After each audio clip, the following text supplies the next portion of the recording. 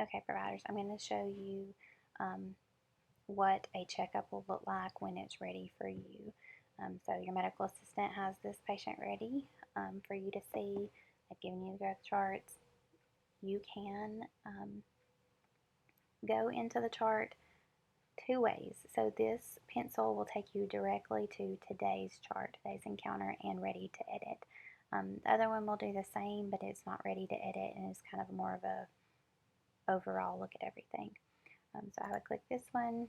Red means that you can edit it. Everything should be exactly how it was in our old system. All the questions are the same. The layout is pretty much the same. So you can see they're here for, this patient, 5 years old, male, is here for a checkup today. You can edit this, so if you go in the room and they say, oh, by the way, they have a runny nose, you just click on that and you can type that in there. Their histories are in there, exactly how they are on the printed version. And you can also edit this problem list, and if you needed to add any, the medical assistants will have done this review of systems, but also, we always get those, oh, by the way, so if you need to edit it, you can. All the questions will be in here exactly how they were, like I said, in Health Fusion. So you just scroll through there, looking at the appropriate answers. When they click on these templates, it will automatically put your physical exam in there. These physical exams are what was in Health Fusion for the appropriate age. So if there's something that you didn't check or something that's abnormal, then you can edit it. They each have 2 genitalia in here. So if you find that y'all don't like that, I can fix that. Or you can just click in it to edit it. If you click in the box, they edit it.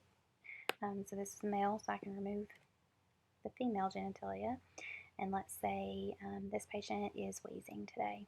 So I'm going to put lungs are with wheezing. And if I kind of want that to stand out so that we see it the next time they come in, you just highlight that. And you can go up here and bold it or underline it, whatever you need to do, and save.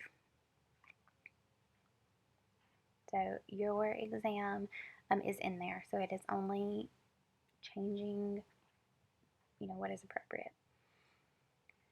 The diagnosis codes will also be in there, and again, you will need to change for what fits the patient. So this we have without abnormal findings and with abnormal findings. So this one had wheezing, so we will need to remove the without abnormal findings. So you just click on the X, and that is there. So now I need to add codes. So you can, if you know exactly what the code is, so like strep, I know exactly is J02.0. I can put that in there and submit, and it adds it down here. If I'm not sure, you can either search or do a quick pick. So let's click on the quick picks, and it brings up different categories. So this is the diagnosis, let's say asthma and allergies. So I think that he is wheezing because pollen is high right now, and he's just wheezing. So I can put those, save selected, and it adds them into my diagnosis codes. If I wanted to give them education about allergic rhinitis, then if you click on this little hat, it will bring up suggested education, and then you can print it from this screen. And it lets them know that you did that. If I wanted to reorder my diagnosis code, so I wanted the wheezing to be above the allergic rhinitis, then you go up here to reorder, and I believe, yes, you can just drag them and then save that reorder. Your procedures, your CPT codes should also be in here. They should be listed there. As of right now, we will not be asking you to do any modifiers or linking. That may change in the future, and that's where we'll do it. But for right now, we're not going to do that. We're going to see how it goes. Also, education is already there. Like I said, you can click on the education and print them out. But if there's something that else you wanted to do, you can click on this plan. And I wanted to give them instructions on wheezing. That's there. You can also edit this without it editing all of them in the future. Prescriptions are here. I don't think you really have to click prescription not done, but it specifically says that. But to give a prescription, you click on the plus sign. And I'm not signed in here, so I'll have to do that. But you could click in this create new prescription. And I wanted to give him Claritin.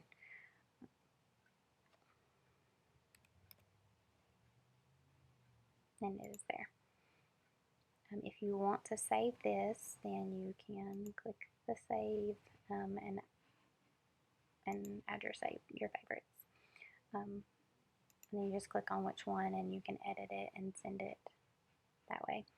Once you've done these, it's like in HealthFusion how it kind of saves your favorite instructions and does that automatically. So save and close.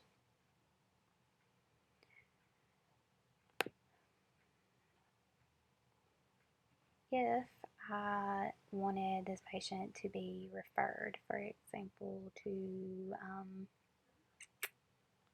pulmonology, I guess.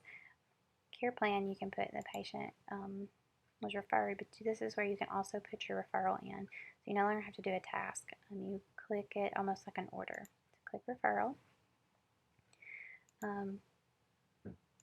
This is if you want to refer it to another provider within our office.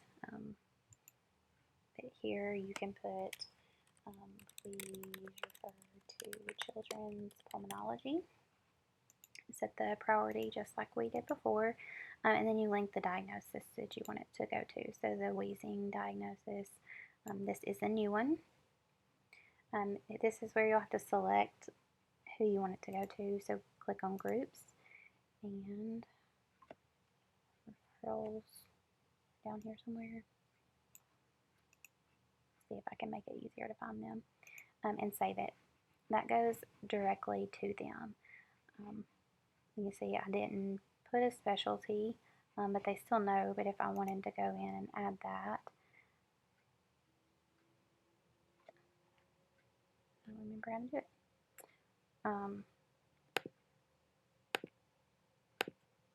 You can do it this way. I know that, but I think you have to have all the information to save it. Yeah, it won't let me do it without having all the information. So the easiest way is just to do this in the description there. If this is also where you put your follow-ups. They're called recalls in this system. So let's say I wanted him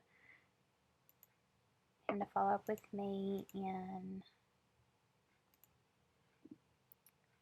30 days to recheck his wheezing.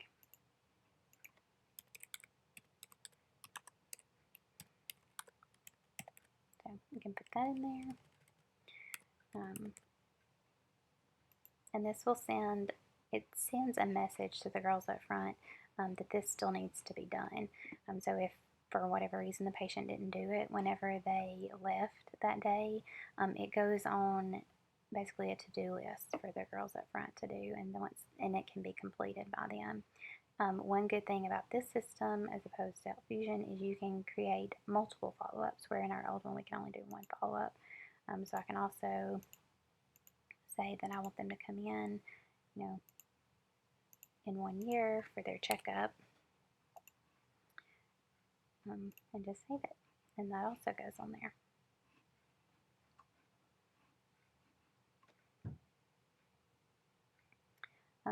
That's pretty much everything. When you save and close, it takes you out of that chart.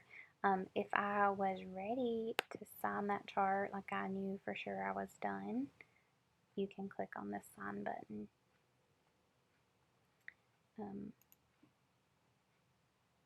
And that lets me know that I can't do anything to this once it's signed. It will have to be charted as an amendment after that. Once you do that, it sends it to billing. So once the chart is signed, it sends it to billing. So you do not, as of right now at least, have to generate a claim.